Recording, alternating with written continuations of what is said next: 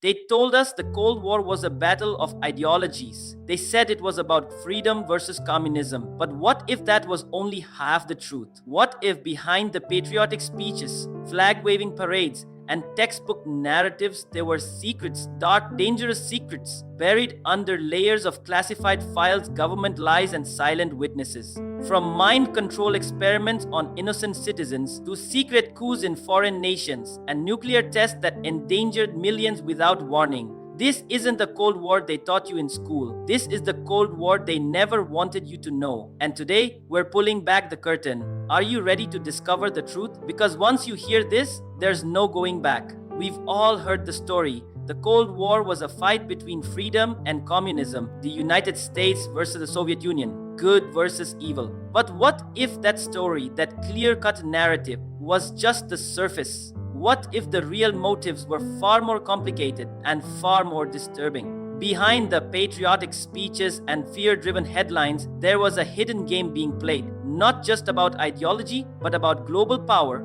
economic control, and unchallenged dominance.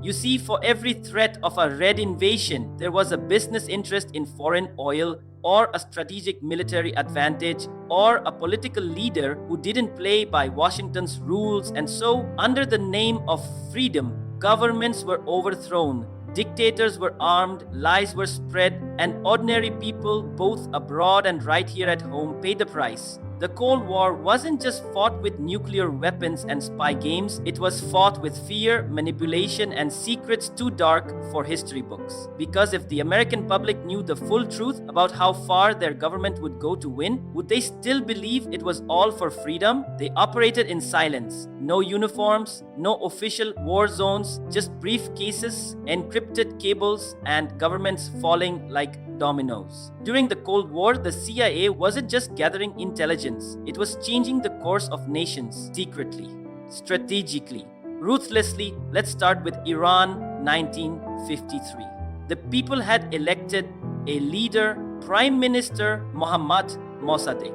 He wanted to nationalize Iranian oil to keep profits in the country.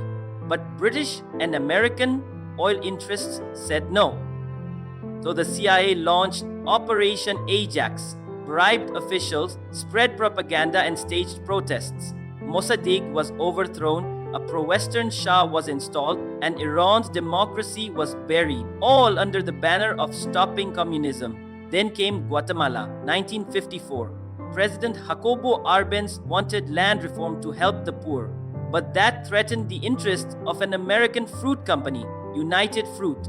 So the CIA stepped in. Radio lies, psychological warfare, military pressure. The result? Another government toppled, another democracy erased. And in Chile, 1973, Salvador Allende, a democratically elected socialist president, was seen as a threat. Not because he was violent, not because he was corrupt, but because he challenged US corporate and political influence. So once again, chaos was unleashed, bombs over Santiago, Allende dead, a brutal military dictator, Augusto Pinochet took power, backed by the US. These are just a few, there were others. Congo, Indonesia, Laos, Nicaragua. Each time the mission was clear. If a government didn't serve American interests, it had to go. The cost? Countless lives, broken democracies, long-term instability still felt today.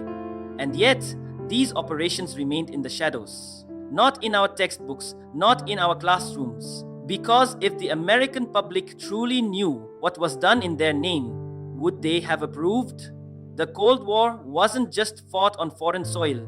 It was also waged in the deserts, oceans, and skies of America, and sometimes even in people's own backyards. Between the 1940s and 1990s, the US government conducted over 1,000 nuclear tests. Many of them were kept hidden from the public, the truth buried under national security and redacted documents. In the Nevada desert, massive atomic bombs were detonated above ground, blasting radioactive clouds into the atmosphere. Wind carried that deadly dust across state lines, into farms, into schools, into homes. But no warnings were given, no evacuations ordered. People were told it was safe, it wasn't. Farmers in Utah began noticing strange things: dead livestock, crops failing, children getting sick, cancer rates skyrocketing. They were called downwinders, the forgotten victims of America's nuclear ambition.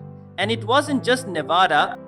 In the Marshall Islands, entire communities were displaced as their homes became nuclear test sites. The explosions were more powerful than Hiroshima and Nagasaki combined. Islanders were exposed to extreme radiation, children were born with deformities, generations would suffer and still do. And while the government claimed it was for national defense, it rarely admitted the human cost. It took decades and lawsuits before the truth began to surface. And perhaps the most chilling part, some tests were done on unwitting civilians, injecting them with radioactive material, exposing soldiers to blasts without protection, all in the name of science and security. Because during the Cold War, winning wasn't enough. It had to be absolute, even if it meant sacrificing its own people. The Cold War may have ended on paper, but its shadows are still with us, quietly shaping the world we live in today. We still see nations rising and falling. We still hear the whispers of foreign interference, surveillance, and regime change. We still wrestle with government secrets, public mistrust, and the constant battle between freedom and control.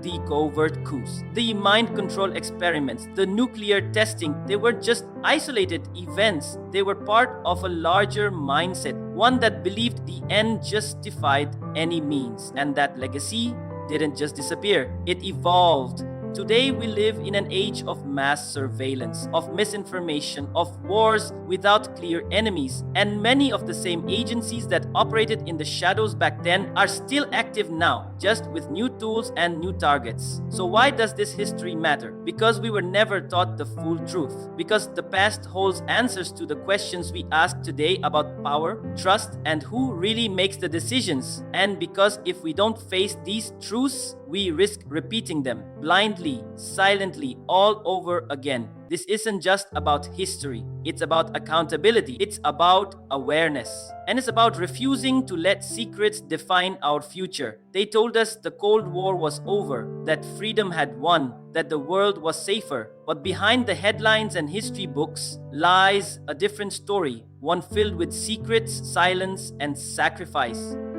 The truth was never meant to be comfortable.